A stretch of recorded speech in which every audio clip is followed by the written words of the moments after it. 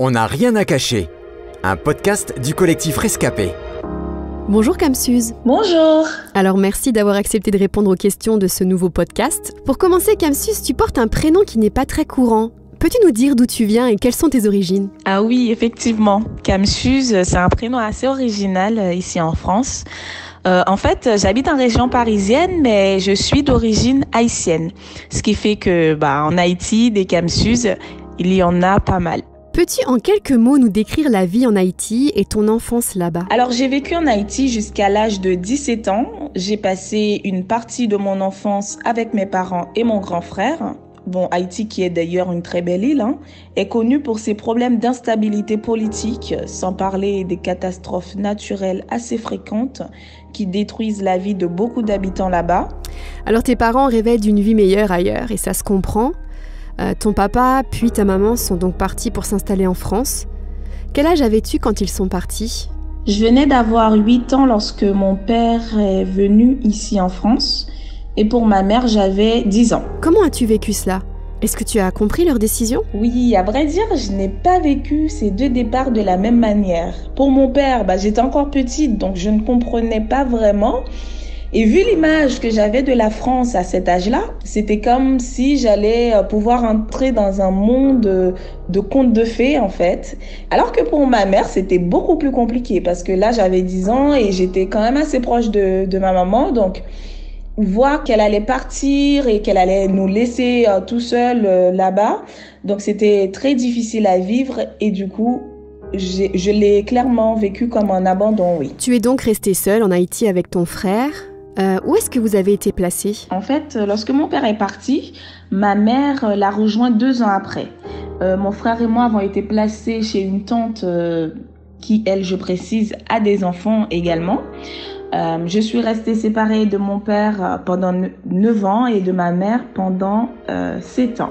Que s'est-il passé pendant ce temps ? Cette tante va commencer à nous maltraiter, soit par des coups ou soit une maltraitance morale parce qu'elle nous dévalorisait.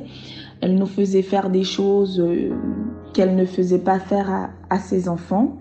Lorsque les parents tardaient à envoyer de l'argent, alors là, ça c'était les pires moments encore.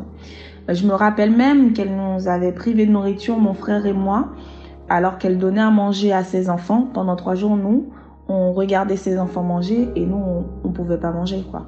Le pire, c'est qu'on ne pouvait rien dire à nos parents parce qu'on savait très bien qu'est-ce qui nous attendait si on en parlait.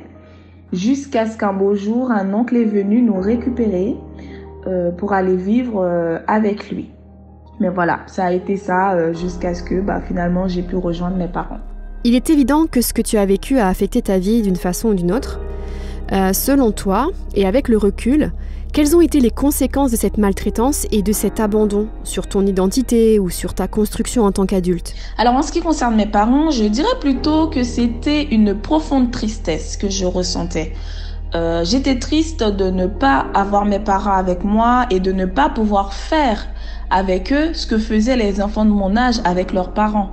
Quand je les regardais, ils avaient l'air tellement heureux d'être avec leurs parents et moi, ça me rendait triste de ne pas avoir les miens. Et il faut dire aussi qu'à l'époque, faut pas oublier qu'Haïti, c'est un pays sous-développé et que le téléphone, ça, on n'en avait pas. Et lorsque mes parents appelaient, il fallait marcher au moins 5 minutes pour aller chez quelqu'un pour pouvoir répondre. Ils étaient devenus comme des étrangers pour moi. Et on les voyait en photo, mais c'est des photos qu'on avait peut-être tous les 2-3 ans. Donc, ce qui fait que la relation n'était plus pareille. Et en ce qui concerne ma tante, mon cœur était vraiment blessé. Je ressentais de la colère.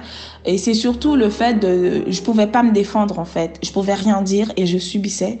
Et pendant longtemps encore, je ruminais tout cela et c'était pas possible de passer à autre chose. Dirais-tu que tu as peur encore aujourd'hui d'être abandonnée ? Je dirais que non, mais c'est vrai qu'en ce qui concerne ma famille, mes parents, j'essaye de passer le plus de temps possible avec eux.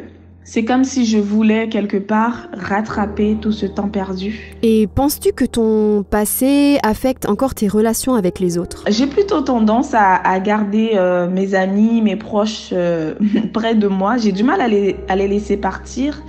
Alors les conséquences, c'est surtout parce qu'en fait, quand j'étais en Haïti, il me manquait cet amour maternelle, j'enviais les petites filles de mon âge qui avaient leur mère à leur côté.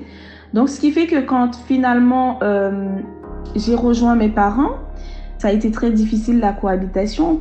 Je suis rentrée dans une phase de rébellion. Oui, c'était très difficile tant pour moi et pour mes parents. Aujourd'hui, Kamsus, comment définirais-tu tes relations avec eux? La relation avec mes parents est beaucoup plus saine. Donc voilà, cette histoire, elle est derrière nous. Et en ce qui concerne cette tante, aujourd'hui, je n'ai plus aucune trace de haine dans mon cœur pour elle. Il nous est déjà arrivé de s'appeler et de rigoler, de parler, de prendre des nouvelles, etc. Quand je la vois, quand je la regarde aujourd'hui, je n'ai pas de mauvais ressentiment dans mon cœur pour elle. Donc, je pense qu'on peut clairement dire que, oui, que le pardon est divin. Pour finir, quel conseil pourrais-tu donner à celles et ceux qui ont vécu un abandon? Lorsque je vivais chez cette tante, je passais beaucoup de temps seule dans mon coin. Pas parce que je le voulais, mais juste parce que je n'avais pas le droit de me balader dans la maison comme tous les autres enfants. Et du coup, je réfléchissais beaucoup. Et je réfléchissais à ma solitude, à tout ce que je n'ai pas, l'amour d'une mère, d'un père. Et je me disais, mais en plus, mes parents ont eu d'autres enfants en France, donc ça se trouve, ils m'ont oubliée. Et je me disais, mais qu'est-ce que je me sens seule? Mais avec le recul, je me dis, mais alors que je me sentais seule, mais je n'étais pas seule du tout.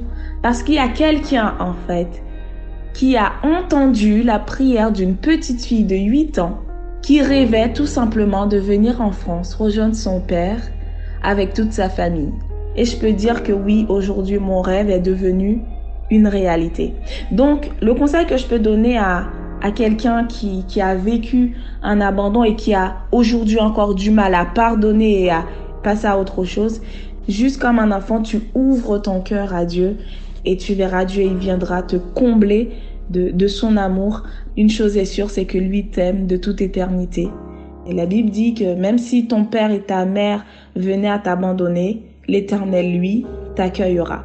Donc voilà, juste tu ouvres ton cœur à Dieu et lui, il viendra te combler de son amour. Un grand merci, Kamsus. Merci de nous avoir ouvert ton cœur. Je t'en prie, avec plaisir. C'était On n'a rien à cacher, un podcast du collectif Rescapé, produit par Trésor Média.